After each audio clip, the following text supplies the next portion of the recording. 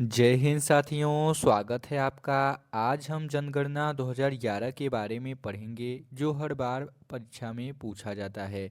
तो आप लोग इस टॉपिक को ज़रूर कवर कर लें क्योंकि यहाँ से एक प्रश्न आपके एग्ज़ाम में सीधा पूछा जाता है।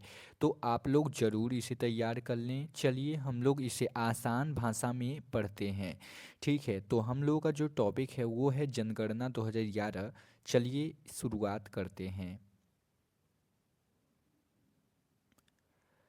सबसे पहला पॉइंट हम लोग यहाँ पे देखते हैं कि भारत में पहली जनगणना कब हुई थी। बात करें तो ये लॉर्ड मेयो के शासनकाल में हुई थी। अगर हम बात करें कौन सी ईस्वी में हुई थी तो 1872 ईस्वी में हुई थी।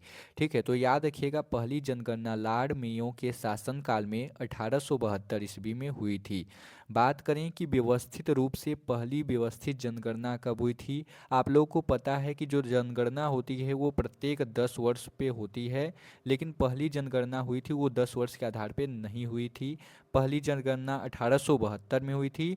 पहली व्यवस्थित 10 वर्षीय जनगणना यानी 10 वर्ष की जनगणना कब हुई थी तो 1881 में हुई थी। याद रखिएगा किसके शासनकाल में हुई थी तो लॉर्ड रिपन के समय हुई थी। ठीक है, पहली 10 वर्षीय जनगणना 1881 में लॉर्ड रिपन के समय हुई थी। बात करें कि जनगणना कितने वर्षों बाद होती है तो भारत की जनगणना 10 वर्षों के बाद होती है। ठीक है, आगे बढ़ते हैं अगले टॉपिक पे। यहाँ पर हम लोग बात करेंगे महत्वपूर्ण आंकड़े जो वर्ष 2011 में बहुत ही ज़्यादा महत्वपूर्ण है। तो सबसे पहले हम लोग देखते हैं कि कुल जनसंख्या कितना है। तो यहाँ पे कुल जनसंख्या है 1 अरब 21 करोड़ 8 लाख 54,977। ठीक है, तो आप लोगों को एक पॉइंट आपसे याद करना है कि 1 अरब कम से कम जनसंख्या उस समय था। कब था 2011 में। आगे बढ़ते हैं पुरुष जनसंख्या कितनी थी उस समय। तो उस समय पुरुष जनसंख्या 62 करोड़ 32 लाख 70 हजार 258।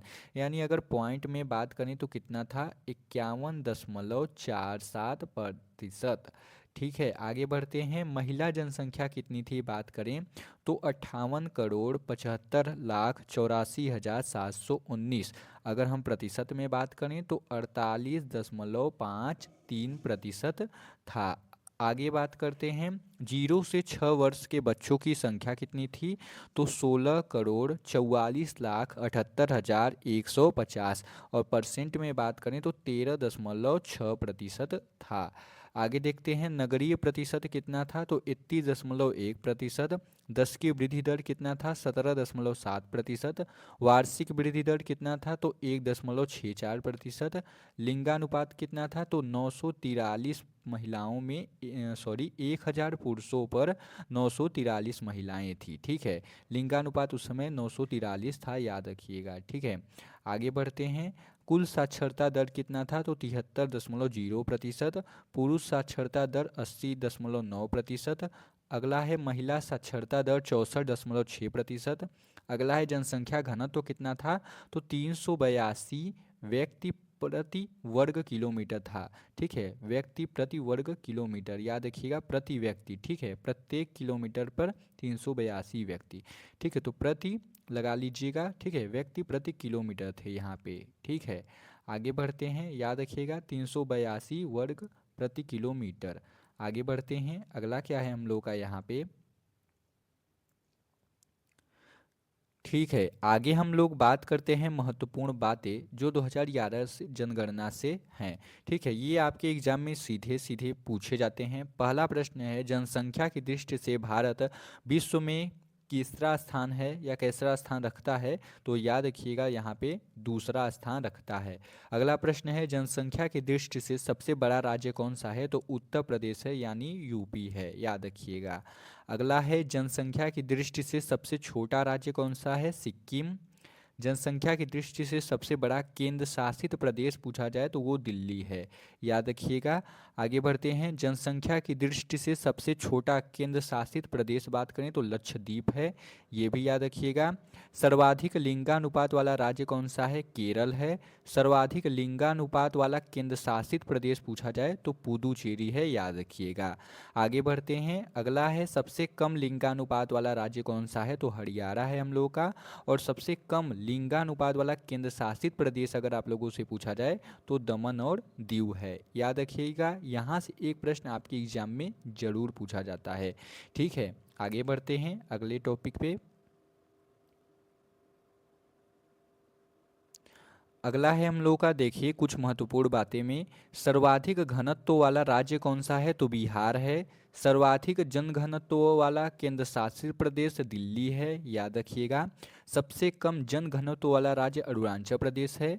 सबसे कम जनघनत्व वाला केंद्र शासित प्रदेश अगर आप लोगों से पूछा जाए तो अंडमान निकोबार द्वीप समूह है। आगे बढ़ते हैं, अगला है हम लोग, आगे देखिए सर्वाधिक साक्षरता दर वाला राज्य कौन सा है? केरल है। यहाँ पे सबसे अधिक साक्षरता दर वाला राज्य केरल है। सर्वाधिक साक्षरता दर वाला अगर केंद्र शासित प्रदेश पूछा जाए तो यहाँ पे लक्षद्वीप है, याद रखिएगा। सबसे कम साक्षरता दर वाला राज्य बिहार है। सबसे कम साक्षरता दर वाला केंद्र शासित प्रदेश अगर पूछा जाए तो दादर एवं नागर हवेली है, याद रखिएगा। काफ़ी इंपॉर्टेंट है ये महत्वपूर्ण बातें याद रखिएगा। आगे बढ़ते हैं, ठीक है। तो हम लोग जो इम्पोर्टेंट प्रश्न और उत्तर हैं जो इम्पोर्टेंट है आप लोगों का, वो हम लोग अगली वीडियो में कवर करेंगे, ठीक है। तो नेक्स्ट पार्ट के लिए आप लोग चैनल को ज़रूर सब्सक्राइब कर लीजिएगा, और वीडियो अच्छी लगी हो तो लाइक ज़रूर कर दीजिएगा। आप लोग किस एग्ज़ाम की तैयारी कर रहे हैं नीचे ज़रूर कमेंट कर दीजिएगा। धन्यवाद आप सभी का, मिलते हैं एक और ऐसे ही वीडियो में।